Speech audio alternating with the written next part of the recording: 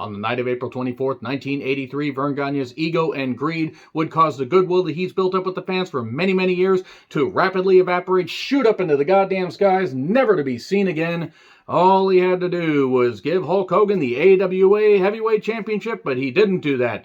And the St. Paul Civic Center, I'm shocked it was left standing because those fans were ready to tear through walls after they didn't get what they want. They should have gotten what they want. It was so goddamn simple. But nope, Verne decided to burn every bit of goodwill he had with the fans. And even though the AWA would continue to go on for many, many years, it would go steadily down and then rapidly down. All because Verne Gagne just couldn't see that Hulk Hogan was the future, but Vince did, and it cost Verne Gagne his goddamn company. I'm John Renton with the retro review of AWA Super Sunday 1983. Yes, the infamous night where Hulk Hogan battled Nick Buckwinkle for the AWA World Heavyweight Championship. You've heard the stories from various people in various interviews, and while I'm not fond of giving full credit to Hulk Hogan, one of the biggest superstars, one of the biggest talents ever in professional wrestling, especially for the modern age, Arn Anderson said it best. If people don't know what professional wrestling is, they say, oh, that's that thing Hulk Hogan does. They know that. And he was white hot. He was nuclear hot at this point, and that crowd wanted they were frothing. They were rabid to see Hulk Hogan win. And when they didn't get it, I'm actually shocked that the fans didn't set the ring on fire. I'm shocked they didn't set the seats on fire. I'm shocked they didn't just burn the goddamn venue to the ground. They were pissed. That was a really, really raucous, massively angry crowd, and they just kept building and building it, and boy, Verne, you had one goddamn job and you fucking failed to do it. So anyway, St. Paul Civic Center in St. Paul, Minnesota, obviously. St. Paul, Oregon would be a bit weird to hold that. I don't even think there's a St. Paul, Oregon. If there is, hi everybody in St. Paul, Oregon, like maybe all 5 of you that exist there.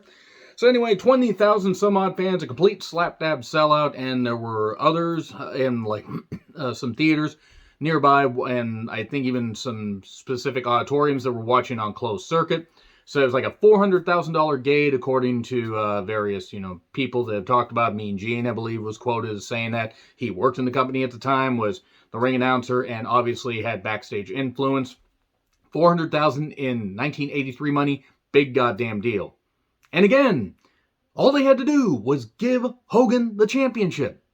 I mean, yeah, he was going back and forth to Japan, he was doing this stuff, and he had his merchandise, and he was making a lot of money from it. Verne got greedy. He got way too goddamn greedy. And I'm not, again, fond of giving credit to everything that Hulk Hogan says, but Verne missed out on the tidal wave that was Hulkamania. Could you imagine what would have happened had Hogan stayed in the AWA? I don't know if the AWA would have continued to be as successful. The fans may have gotten tired after a few years. But the AWA certainly would have been more viable than it was, because after like Wrestle Rock 1986, what did they do that was any kind of sizable house? Any like stuff, Battle at the Bay and other like Wrestling for a Cure. Those are retro reviews that I've done. You can find those particular events on there. They were from 1986. There was a lot of life to the AWA. And Hogan took a lot of heart out of the AWA when he left. So anyway, yeah, we got the ring announcer was Mean Gene Okerlund. Ron Trongard was the commentator, and he wasn't very good. Ron Trongard was kind of, just very bland and kind of boring. So we get Brad Regan, speaking of boring. Brad was very good in the ring. He just had no personality. He took on Rocky Stone. I don't know who Rocky Stone is, but he wasn't bad. Side suplex from Brad, 1, 2, 3. There isn't a lot to this specific card outside of a couple of the main event matches. And Brad was, I guess, fired up. You can't really get a dynamic interview from Brad Regan's, even though he was very good and he trained a lot of people that were successful in wrestling. He was a great amateur. So Steve Regal, no, not that one, took on Rock and Roll Buck Zumhofe. Google Rock and Roll Buck Zumhofe if you want to know why I fucking despise the mere existence of this guy. Sexual assault, including his own daughter. I guess he took influence from Grizzly Smith. Hey, maybe Grizzly Smith groomed him. Like he groomed his goddamn family. Fuck Grizzly Smith, I'm glad he's dead. And is Buck Zumhofe still alive? More in the pity, he shouldn't be. This was certainly a match. Regal's a pretty good heel, and Buck got the victory after, doing a springboard splash. So there you go. Kind of like, Vader Bomb variation, but that was about it. And then he interviews Buck Zumhofe afterwards, and I don't know what the hell Buck said. Something about a junior heavyweight championship shot. Jerry Lawler took on John Tolos. Yes, the future, the coach from WWE. Famous Tolos brothers that were in LA, and Tolos was 52 at this point, almost 53. Could still work pretty good, was a pretty good heel here, and pile driver 1, 2, 3. Again, there wasn't a lot to some of these matches, but oh boy, things get a little bit better after this. And Jerry Lawler joins commentary a little bit later. This is when the AWA and Memphis were working together. And to be perfectly honest, I've never been the biggest Jerry Lawler fan. There are people that say he could have been a mainstream star. He could have gone to any territory, but he decided to homestead Memphis. He made a fortune there. I can't fault him for that. I've never been the biggest Jerry Lawler fan, but I can definitely respect people that like his work. And he was good, whether face or heel. He could draw a crowd. And he, for that specific area, and even for shots in the AWA and other promotions, he would make, he would boost the house because like, oh, cool, we get to see Jerry Lawler. Let's see what he can do. And his style was basic, but he did it well. That's why he can still wrestle to this very day. I don't know why he would want to continue to wrestle, considering he nearly died in about a decade ago. How he didn't, it's a fucking miracle. But yeah, pile driver 1, 2, 3, Jerry Lawler gets the victory. So Texas Cowgirls, Wendy Richter and Joyce Grable, who, this is nothing against Joyce Grable personally, but she was 30 here apparently, and she looked like she was about 60. And I believe right now she's 69. Nice. And they took on Judy Martin and Velvet McIntyre. Yes, one of the future Glamour girls was teaming up with Velvet McIntyre. NWA Women's Tag Team Championship match. They got a lot of time. I think it was like 14 minutes. And it wasn't dull, I'll give them that. They had a good pace here. I don't really know who the heels were. I think Wendy and Joyce were. I was enjoying this. And then we get a big powerbomb, 1, 2, 3. And the champs retain. The crowd boos, because I guess the champs were the de facto heels. But this is one of the more enjoyable matches on the card. It was an 8-match card, but really only specifically memorable for one big match, because that's what was drawing the fans to the arena. Then Mean Gene interviews the champs, and then we get Wahoo McDaniel versus Dizzy Ed Boulder, the future Brutus the Barber Beefcake. Yeah, this match was about what you would expect from a Brutus Beefcake or a pre-Brutus Beefcake. Easy for me. Pretus Beefcake. No, that doesn't quite work. Brutus Pre-Cake. There we go. There it is. Yeah, the crowd was getting restless and bored. They were kind of like booing a little bit here, and Wahoo won with an elbow. That's really all I got to say about that. And then we get to a six-man tag match. Easy for me to say. Jesse Ventura, Ken Patera, pre-McDonald's incident, and Blackjack Lanza, who was well past wanting to, or well past anybody wanting to see him in the ring, because I think he would retire very soon after this. I don't know if he wrestled much past 84, 85. I know he'd become a backstage agent for WWE soon after. And especially in the 90s, he was well respected by many people, as you would expect from somebody that had the, pedigree in his career and life of Blackjack Lanza. So Bobby Heenan was in their corner. The High Flyers, Greg Gagne and Jumpin' Jim Brunzell, the future half of the Killer Bees. And Rick Martel, future AWA World Heavyweight Champion, believe it or not. And I love Rick Martel, but when they made him AWA Champion, it's like, ooh, they're just trying to do whatever they can. Just looking back on it, Rick got dealt a bad hand. So anyway, Weasel chance to Bobby Heenan, and this match wasn't bad. It was 17 minutes, which I think was about 4 or 5 minutes too long.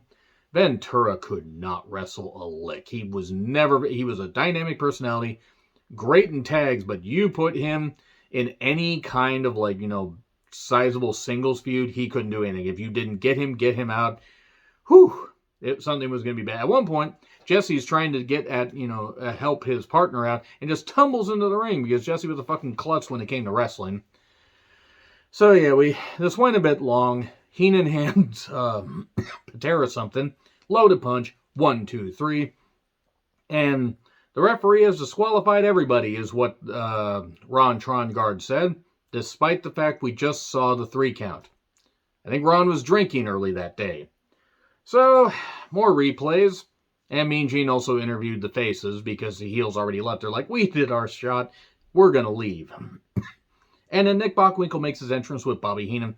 Hulk Hogan makes an entrance to a big pop and has "We want the belt now or never" on his t-shirt. We want the belt on the front, now or never on the back.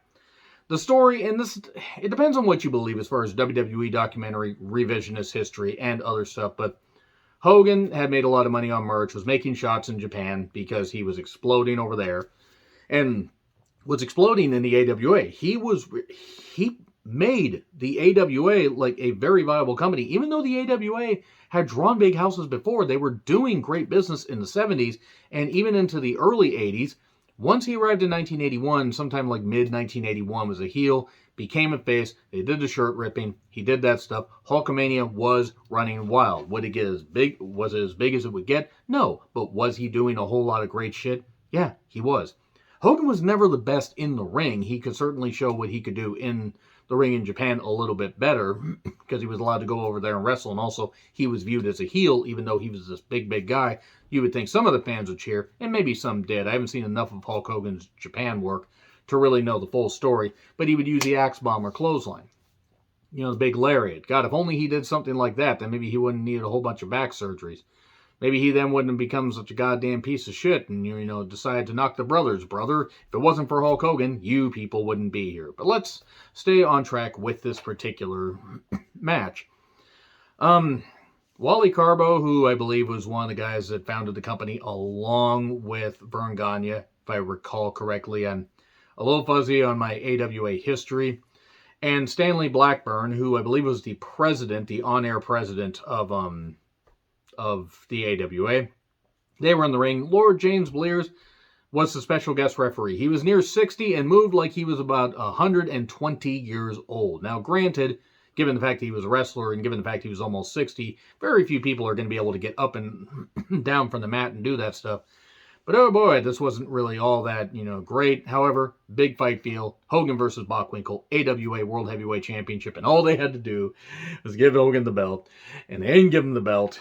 And the crowd was electric, dun, dun, dun, dun, dun, dun, dun, dun, and they were frothing at the mouth. They wanted Hogan to win. They were just begging Verne, make the right decision.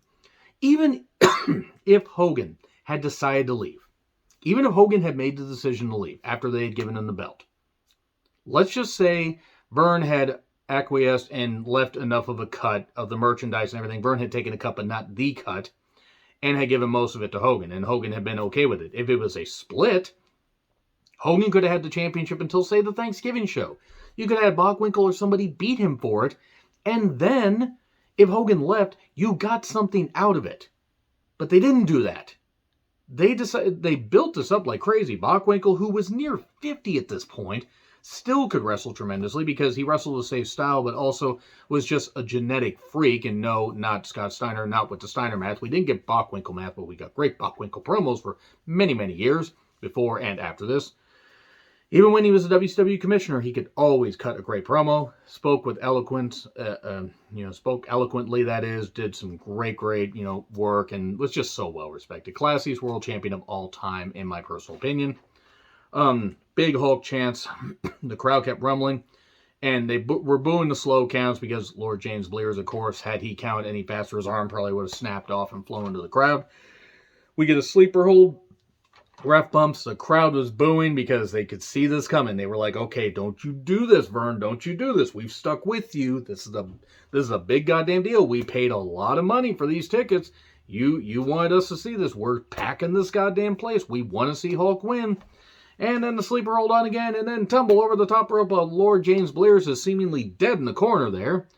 Is Lord James Blears still alive? I don't think he is. I think he died at age 80. Regardless, maybe that's Buckwinkle. Regardless, he laid like he was dead there because it's a referee, special guest or not. You're supposed to sell like you've just been shot repeatedly.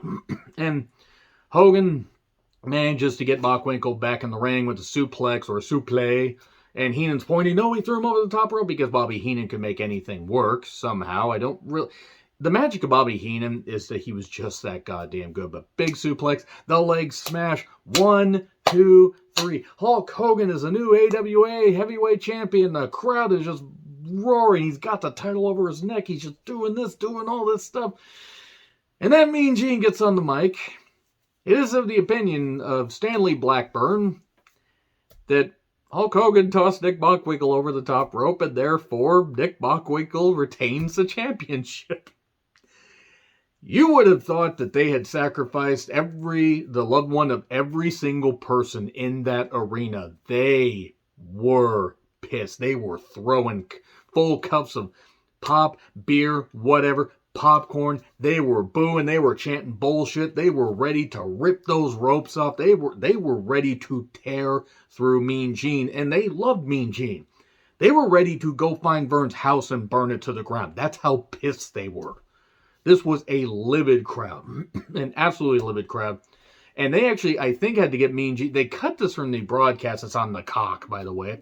But they had to get Mean Gene to come out and calm the crowd down. And even then, they couldn't get him to calm the crowd down. The crowd was that fucking pissed. They were so motherfucking livid. It was wild. It was wild to see. And it was at that moment that the AWA fans realized, we've stuck with this company forever. Verne's not going to change. Now, yes, they did big business still in 1983 and even in 1984, but Hogan saw the writing on the wall because apparently he went to Japan and Verne sold a bunch of merch and kept all the money.